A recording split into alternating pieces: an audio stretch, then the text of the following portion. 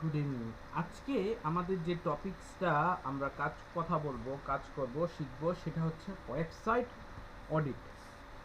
এখন আমরা ওয়েবসাইট কি, আমরা প্রশ্ন আসবে ওয়েবসাইট জিনিসটা কি আর অডিট জিনিসটা কি। এখন আপনি বলতে পারেন তাবিদ ভাই, অডিট জিনিসটা কি? অডিট শব্দটার অর্থ হচ্ছে পরীক্ষা করে নির্ণয় করা, কোনো রেজাল্ট পরীক্ষার মাধ্যমে বের করা। আপনার ধরেন হঠাৎ করে পেটে খুব ব্যথা হলো, আপনি ডাক্তারের কাছে গেলেন। ডাক্তার কিন্তু কি করে, ডাক্তার কি সাথে সাথেই আপনাকে বলে যে আপনার গ্যাসের সমস্যা, আপনি একটা ট্যাবলেট খান ভালো হয়ে যাবে? ডাক্তার কি আপনাকে এভাবে কখনো বলে? বলে না। ডাক্তার কি করে, ডাক্তার তার একটা প্রেসক্রিপশন নেয়, প্রেসক্রিপশন নিয়ে বলবে যে আপনার পেটের একটা ইসিজি করে দেখান, বা আপনার পেটের লোয়ার সাইডে যদি ব্যথা হয় তাহলে আপনি একটা আলট্রাসোনোগ্রাম করে দেখান, অথবা আপনি একটু আরেকটা কি বলে সিটি স্ক্যান করান। আর একটু ভালো উপায় যদি জানতে হয় তাহলে আমরা বুঝতে পারবো আপনার এখানে কোনো সমস্যা আছে কিনা। ঠিক আছে না? তো আমরা ওয়েবসাইটে, এখন প্রশ্ন হচ্ছে ওয়েবসাইট জিনিসটা কি ভাই? ওয়েবসাইট হচ্ছে একটা নির্দিষ্ট জায়গা, একটা নির্দিষ্ট জায়গা। আপনি যেমন আপনার বাড়ি, ধরেন আপনার বাড়ি হলো ঝিনাইদহ কোটচাঁদপুর, এটা একটা শহর, একটা জায়গা। এটা কি? এটা হলো ফিজিক্যাল একটা প্লেস। ওই জায়গাটা কি? ফিজিক্যাল একটা প্লেস যেখানে মানুষ বাস করে। সেম ওয়েবসাইটটা হলো অনলাইনের একটা প্লেস যেখানে আপনি বা আহ, যারা একটা ওয়েবসাইটের মালিক, সেই মালিকরা তার সম্পর্কে, তার প্রোডাক্ট সম্পর্কে, তার নলেজ সম্পর্কে কিছু জিনিস সবাইকে দেখানোর জন্য রাখে। এখন আপনাকে প্রথমে যেটা আমি বলবো, ওয়েবসাইট জিনিসটা তো জানলেন, যেটা হচ্ছে অনলাইনের একটা প্লেস যেখানে মানুষ ওয়েবসাইট ওয়েবসাইটে তার তথ্য আদি রাখে। তো ওয়েবসাইট আবার এর ভিতরে কয়েকটা ক্যাটাগরি আছে। প্রথমত, এক ধরনের ওয়েবসাইট আছে যে ওয়েবসাইটটার কাজ হচ্ছে মানুষকে ইনফরমেশন দেওয়া। আরেক ধরনের ওয়েবসাইট আছে যেটার কাজ হচ্ছে মানুষকে বিজনেস করা। আরেক ধরনের ওয়েবসাইট আছে যেটার কাজ হচ্ছে মানুষকে সার্ভিস দেওয়া। এবার বলেন যে ভাই, তথ্য দেয় কি ধরনের ওয়েবসাইট? মনে করেন আপনি একজন, আপনি সার্চ করলেন যে জাতীয় স্মৃতিসৌধ ঢাকা, হ্যাঁ? তো জাতীয় স্মৃতিসৌধ নিয়ে দেখবেন একটা ওয়েবসাইট আছে। সেই ওয়েবসাইটে যদি আপনি যান, দেখতে পারবেন যে জাতীয় স্মৃতিসৌধটা কেন হয়েছে, স্মৃতিসৌধে কয়টা স্তম্ভ আছে, এই স্তম্ভগুলা কি মিন করে, এই ব্যাপারগুলা নিয়ে একটা ওয়েবসাইট আছে। সেই ওয়েবসাইটটা কিসের জন্য বানানো হয়েছে? সেই ওয়েবসাইটটা বানানো হয়েছে আপনাকে ইনফরমেশন বলার জন্য। সেম একই কাজটা আবার এক ধরনের ব্লগ আছে। আপনি যদি স্মৃতিসৌধ সম্পর্কে জানতে চান, কোনো একটা ওয়েবসাইট ব্লগের মাধ্যমে, পোস্টের মাধ্যমে আপনি এদের থেকে জানতে পারবেন। এবার আসেন বিজনেস ওয়েবসাইট কি। আমরা কিছুক্ষণ আগে একটা ওয়েবসাইট সার্চ করেছিলাম, ধরেন এখন আবার আমরা সার্চ করি। ধরেন আমরা সার্চ করলাম daraz.com।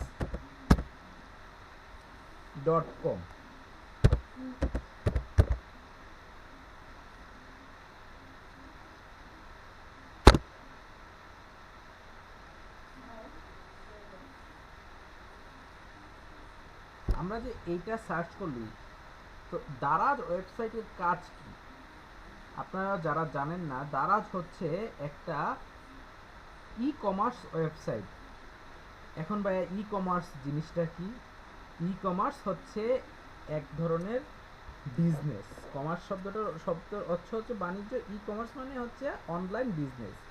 সো দারাজ.com হচ্ছে অনলাইন বিজনেস, তারা অনলাইনে বিজনেস করে। তো তারা ভাই কি বিজনেস করে? আপনি যে কোনো ধরনের জিনিস তাদের কাছ থেকে কেনার জন্য যদি আগ্রহী হন, সব ধরনের জিনিসই তাদের কাছ থেকে আপনি পাবেন। সো আমরা যদি দারাজ না চিন্তা করে অন্য আরও কিছু অন্য ধরনের প্রোডাক্টের কথা চিন্তা করি, যারা শুধু একটা প্রোডাক্ট সেল করে, সেটাও কিন্তু একটা বিজনেস। ধরেন রকমারি.com, এটা একটা বিজনেস। তারা কি সেল করে? তারা বই সেল করে।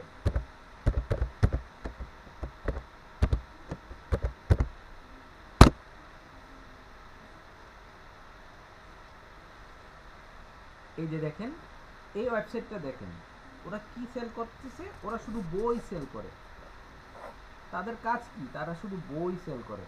এরকম হাজার হাজার ওয়েবসাইট আছে, হাজার হাজার ই কমার্স বিজনেস আছে, যারা বিজনেসের সাথে ওতপ্রোতভাবে জড়িত।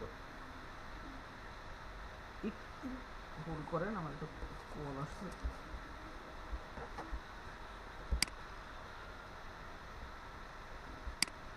ওকে, এই যে আমরা একটা ঠিকানায় ঢুকলাম। কিসে ঢুকলাম? রকমারি.com। আমরা এখানে আরেকটা ঠিকানায় ঢুকলাম, সেটা কি? দারাজ.com। এরা কি? এরা হলো ই কমার্স কোম্পানি। এরা কাজ কি? বিজনেস। তো আমরা দেখলাম দুই ধরনের ওয়েবসাইট হচ্ছে। একটা হচ্ছে যারা আপনাকে ইনফরমেশন দিচ্ছে, আরেকটা হচ্ছে যারা আপনাকে ব্যবসা, সরাসরি ব্যবসা করতেছে। আরেকটা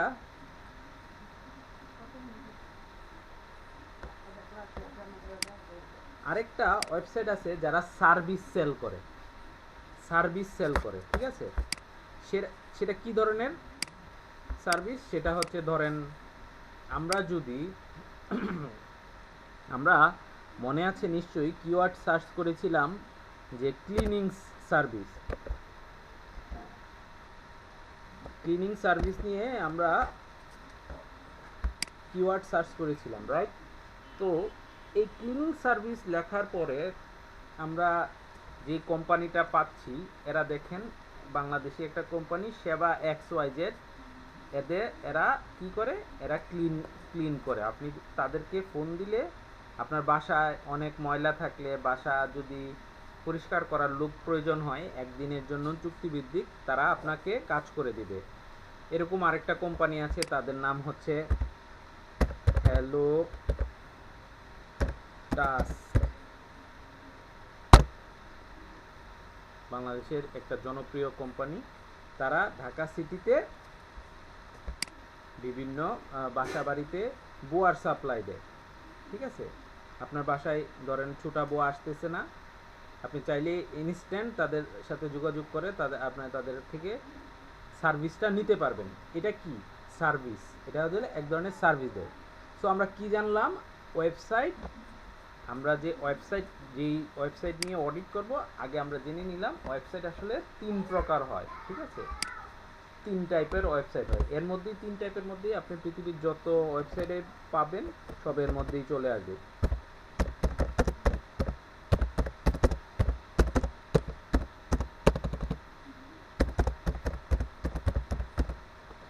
এবার চলেন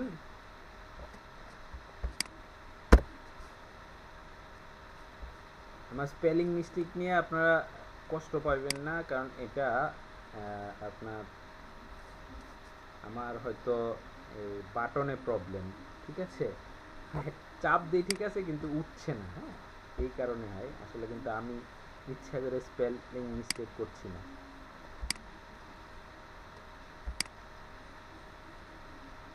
আশা করি আমাদের এই ওয়েবসাইট জিনিসটা কি সেটা আপনারা বুঝতে পারছেন।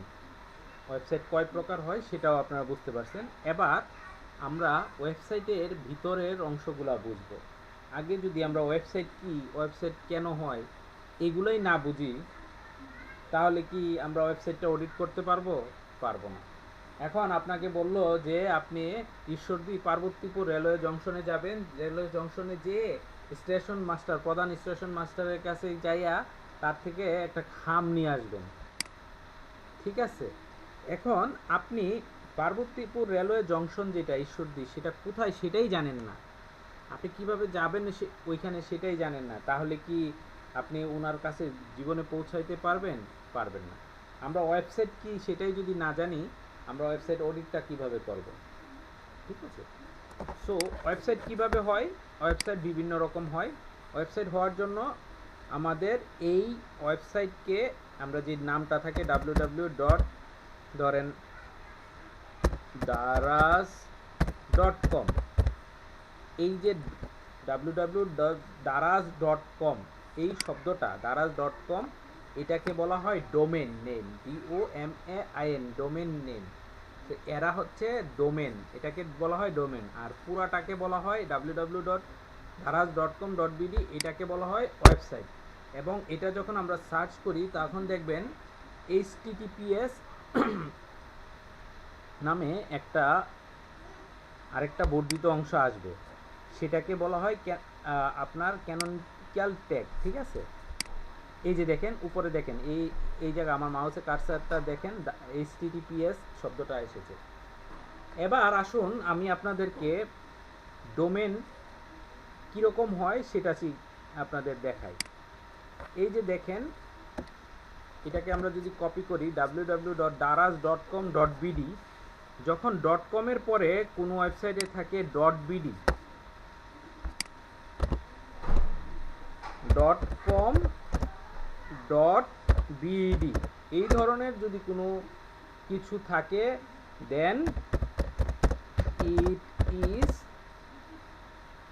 বাংলাদেশি ওয়েবসাইট।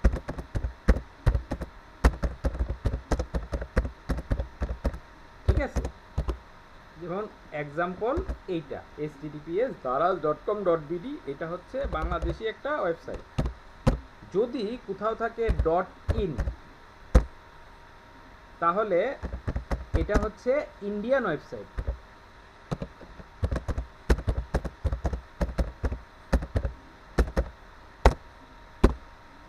উদাহরণ হিসেবে যদি আমরা যাই, দেখেন ধরেন একটা ইন্ডিয়ান ওয়েবসাইটের আমরা একটা নাম নিতেই পারি, ধরেন অ্যামাজন, AMAZON.in, দেখছেন? যদি কোনো ওয়েবসাইটের পিছনে .in লেখা থাকে, সেটা হচ্ছে একটা ইন্ডিয়ান ওয়েবসাইট। এক্সাম্পল এটা। এবার যদি কোনো ওয়েবসাইটের এখানে লেখা থাকে .co, সবার আগে থাকবে ডোমেন নেম, তারপর .co.uk, ইউকে মানে হচ্ছে ইউনাইটেড কিংডম। ঠিক আছে, তো এইরকম যদি কোনো ওয়েবসাইট থাকে, সেটা হচ্ছে মূলত ইংল্যান্ডের ওয়েবসাইট, মানে ইউনাইটেড কিংডম, ব্রিটিশ ওয়েবসাইট। ধরেন আমি একটা নেই eBay, ebay.co.uk, দেখছেন? ebay.co.uk, এটা হচ্ছে একটা ব্রিটিশ ওয়েবসাইট। ঠিক আছে, আপনি আবার দেখবেন ebay.com নামেও একটা ওয়েবসাইট আছে, সেটা আবার কি? কমটা হচ্ছে মূলত সবাই সার্বজনীন ব্যবহার করে, বাট .com দেখা যায় ম্যাক্সিমাম সময় USA তে ব্যবহার করা হয়। ধরেন domain.us, অনেক ডোমেন পাবেন domain.us লেখা, অথবা domain.com। যদি এরকম কোনো কিছু লেখা থাকে, দেন you have to think it is USA based website. ঠিক আছে, যেমন একটা ওয়েবসাইট আছে yolo.com, ইয়েলো পেজ নামে যদি আমরা দেখি, ইয়েলো পেজ, এটাতে আমরা যদি যাই, এই লেখাটাতে যাই,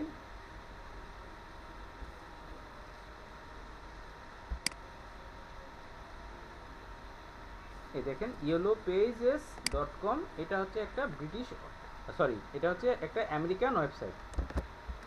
এই ব্যাপারগুলা সবসময় আপনার কিন্তু খেয়াল রাখতে হবে। হ্যাঁ, এটার এক্সাম্পলটা হচ্ছে এই www.yellowpage.com। ধরেন আপনার যদি কোনো কোম্পানিতে কোনো একটা ওয়েবসাইট দেখেন domain.ca, then it will be CANADIAN website, ঠিক আছে। যদি ডোমেন ডট সিএ কোনো কিছু নাম ডট সিএ থাকে তাহলে এটা আপনি ধরে নেবেন এটা কানাডিয়ান ওয়েবসাইট। যদি কোনো কিছু থাকে domain dot FR then it will be French website। যদি আপনি আবার ধরেন ডোমেন ডট অস ইউএস অস লেখা থাকে, যদি লেখা থাকে ডোমেইন ডট এনজেড তাহলে কি হচ্ছে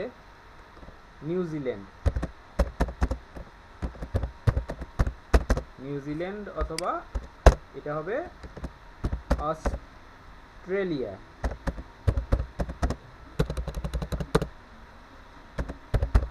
ঠিক আছে।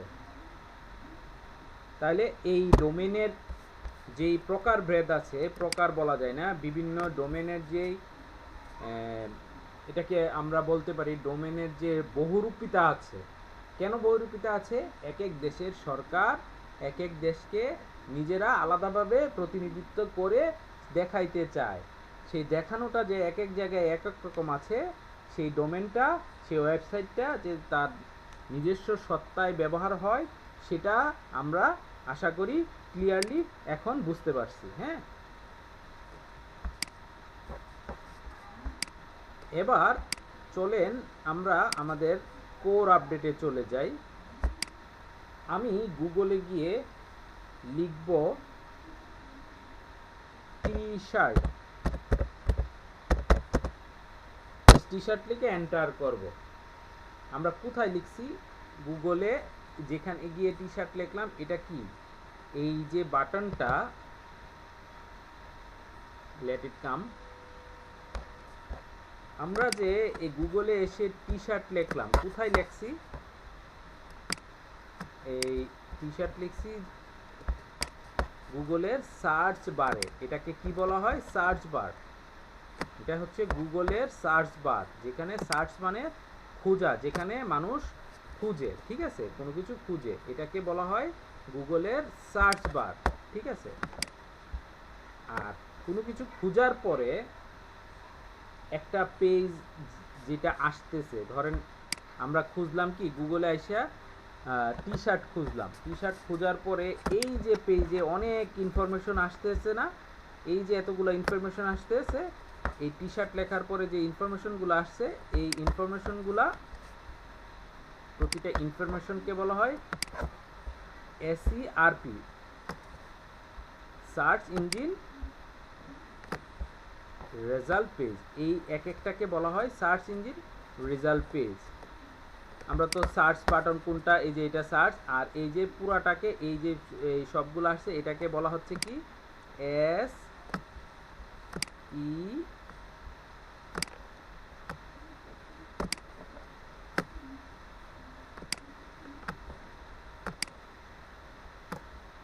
আর পি, মূলত এটাকে বলা হয় search engine result page. Search engine কোনটা? যেখানে আমরা সার্চ করি রেজাল্ট, এগুলো হচ্ছে রেজাল্ট, আর পেজ মানে কি পৃষ্ঠা, রেজাল্টের পৃষ্ঠা, ঠিক আছে। সুন্দরভাবে বলে দিলাম ভেঙ্গে ভেঙ্গে। আশা করি এটা নিয়ে কোনো কনফিউশন থাকবে না। আমরা গুগলে কোনো কিছু সার্চ করলে যেই রেজাল্টগুলো আসতেছে সেটাকে বলা হয় রেজাল্টের একটা পেজ, আর এটা পুরোটাকে বলা হয় আমাদের ডিজিটাল মার্কেটিংয়ের ভাষায় আমরা এটাকে বলি এসইআরপি, সার্চ ইঞ্জিন রেজাল্ট পেজ। হ্যাঁ, আশা করি ব্যাপারটা ক্লিয়ার হয়েছে। এখন দেখেন ভাইয়া, আমরা যখন কোনো কিছু টি শার্ট লিখে সার্চ করি, আমাদের এখানে গুগলে এখানে প্রথমে কি আসতেছে? এখানে দেখেন একটা ওয়েবসাইট আসছে, এখানে প্রথমে দেখেন একটা ওয়েবসাইট আসছে, দ্বিতীয় নম্বরে একটা ওয়েবসাইট আসছে। এখন ওয়েবসাইটটা কোনটা?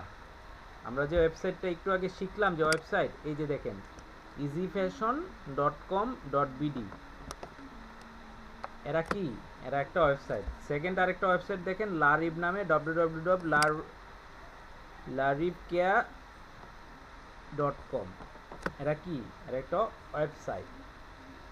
আর এই যে ব্লু কালার নিয়ে, এই যে ব্লু কালারে এখানে দেখেন টি শার্ট ক্যাটাগরি, আবার দেখেন মেন্স টি শার্ট এক্সক্লুসিভ, এই যে কথাগুলো আছে, এটা আসলে মূলত এটা হচ্ছে আমাদের ডিজিটাল মার্কেটিংয়ের ভাষায় আমরা এটাকে বলি অন পেজ অডিটের জন্য এটাকে আমরা বলি মেটা টাইটেল।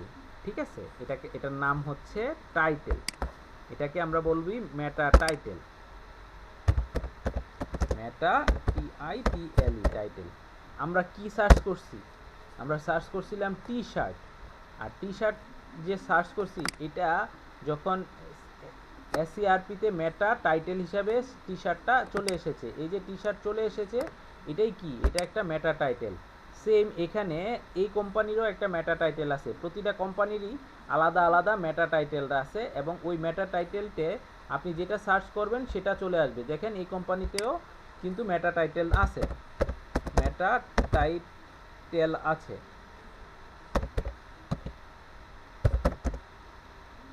তো আমাদের যখন অডিট করব প্রথমে আমরা চেক করব কি মেটা টাইটেল আছে কিনা, এবং মেটা টাইটেলটা সঠিকভাবে উপস্থাপন করা হয়েছে কিনা। গেল এটা। সেকেন্ড আমরা যেটা দেখব, একটা কোম্পানিতে আমরা যখন অডিটে যাব সেই কোম্পানিতে মেটা টাইটেলটার পরে মেটা ডেসক্রিপশন আছে কিনা।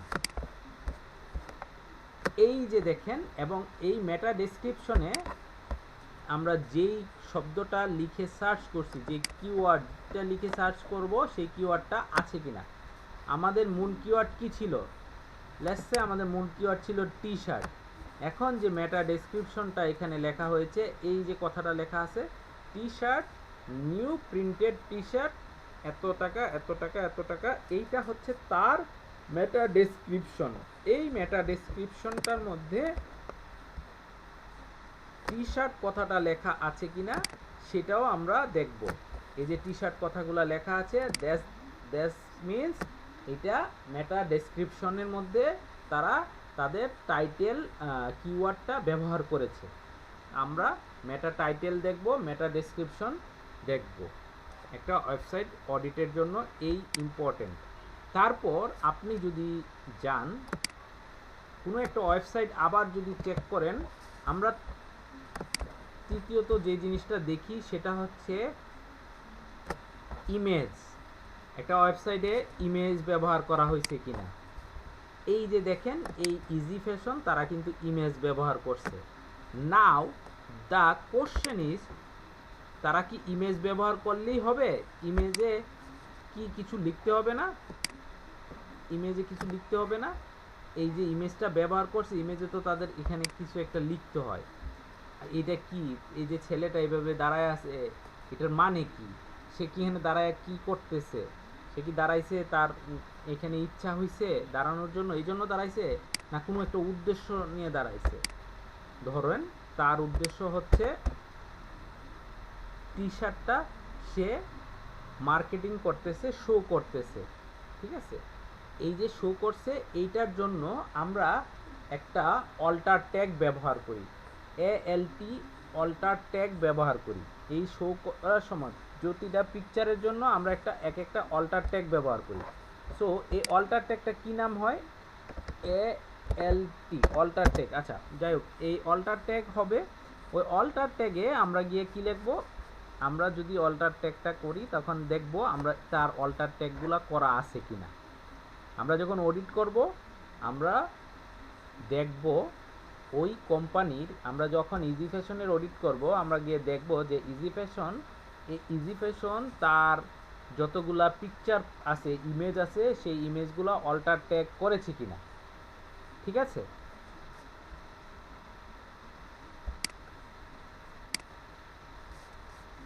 আপনার আগামী কালকে আজকে আপনি যে কাজটা করবেন আপনারা, সেটা হচ্ছে এইভাবে আপনারা বিভিন্ন কিওয়ার্ড সার্চ দিবেন। লেটস সে আমি সার্চ দিলাম ম্যাঙ্গো, এখন ম্যাঙ্গো লিখে সার্চ করার পরে আমাদের এসইআরপি কি আসতেছে, সার্চ ইঞ্জিন রেজাল্ট পেজে কি আসতেছে, ম্যাঙ্গো একটা উইকিপিডিয়ার একটা পেজ আসছে, ম্যাঙ্গো শপ ম্যাঙ্গো .com নামে একটা ম্যাঙ্গো ইউএস এর একটা পেজ আসছে। হ্যাঁ, আপনি চেক করে দেখবেন এই যে পেজটা আসছে সেই পেজে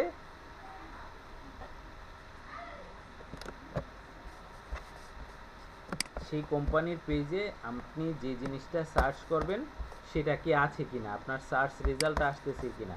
আপনি সার্চ করেছেন ম্যাঙ্গো, দেখেন তার মেটা টাইটেলতে ম্যাঙ্গো আছে কিনা, তাদের মেটা ডেসক্রিপশনটা লেখা আছে কিনা। আমরা পরবর্তী ক্লাসে আরও ডিটেলস দেখব যে মেটা ডেসক্রিপশন লেখাটা কত ওয়ার্ডের মধ্যে হতে হয়, এই যে মেটা টাইটেলটা আছে এই মেটা টাইটেলটা কত ওয়ার্ডের মধ্যে লিখতে হয়, কত ওয়ার্ড পর্যন্ত লিখলে পারফেক্ট হয়। অনেকে দেখবেন এটা দেখেন ম্যাঙ্গো ইউএসএ অনলাইন ফ্যাশন এই কথাটা লিখছে, অনেকে দেখবেন এটা লিখতে লিখতে এরকম লেখে mango USA online fashion for kids, for women, for children, for everyone, এটি লিখতে লিখতে দুনিয়া ভাষায় ফেলে।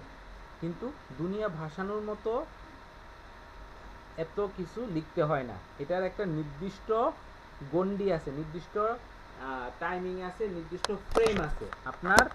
আপনি যখন অডিট করবেন ওই কোম্পানি ওই ফ্রেমটা মেনটেন করতেছে কিনা সেইটা আপনি দেখবেন।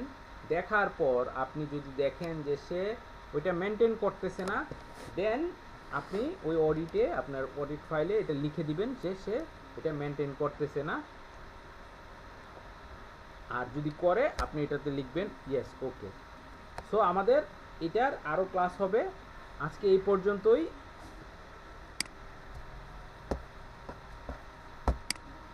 আমি এই আমাদের যেই নোটপ্যাডে যেগুলো লিখলাম আমি এগুলো আপনাদের সাথে শেয়ার করে দেবো ইনশাল্লাহ। আপনারা এই জিনিসগুলো একটু দেখে নেবেন ওয়েবসাইট অডিটের। আমি আবার আজকে যে ক্লাসগুলো করেছি তার সারমর্মটা বলি। আমরা মূলত ক্লাস করব ওয়েবসাইট অডিটের জন্য। এখন ওয়েবসাইট কি সেটা আমরা আগে জেনেছি যে ওয়েবসাইট হয় মূলত 3 ধরনের হয়, একটা হচ্ছে বিজনেস রিলেটেড ওয়েবসাইট, একটা ইনফরমেশন রিলেটেড ওয়েবসাইট, আর একটা সার্ভিস রিলেটেড ওয়েবসাইট। হ্যাঁ, তারপর আমরা জেনেছি ওয়েবসাইট বিভিন্ন দেশের জন্য আলাদা আলাদা ডোমেন অথরিটি থাকে, ডোমেন আলাদা আলাদা নামের হয়, যেমন ইন্ডিয়ার জন্য .in, ইউএস এর জন্য .us অথবা .com, কানাডার জন্য .canada, অস্ট্রেলিয়ার জন্য .us, এই ধরনের থাকবে। আমরা বিভিন্ন ওয়েবসাইট প্র্যাকটিক্যালি দেখেছি, আপনারা নিজেরাও কয়েকটা ওয়েবসাইটের ইচ্ছা মতো দেখবেন, চেক করে দেখবেন যে এই ওয়েবসাইটগুলো কীরকম হয়। দেন আমরা দেখেছি একটা কিওয়ার্ড সার্চ করে যে পেজটা প্রথমে আসে সেটাকে আমরা বলি সার্চ ইঞ্জিন রেজাল্ট পেজ।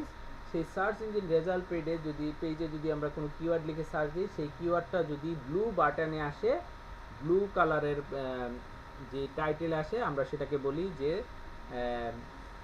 ওই কোম্পানির ওই ওয়েবসাইটের মেটা টাইটেল। দেন যেই লেখাটা ছোট করে লেখা আসে, অল্প কিছু ক্যারেক্টারের যে লেখাটা আসে সেটা হচ্ছে মেটা ডেসক্রিপশন। আমরা তারপরে দেখলাম যে ইমেজ অল্টার এর ব্যাপারটা দেখলাম। বাকি পোস্টগুলো আপনারা ইনশাল্লাহ নেক্সট ক্লাসে দেখতে পারবেন।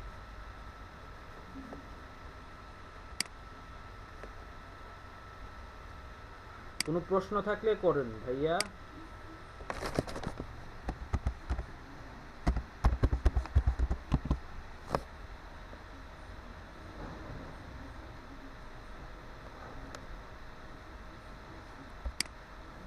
বুঝতে পারছি।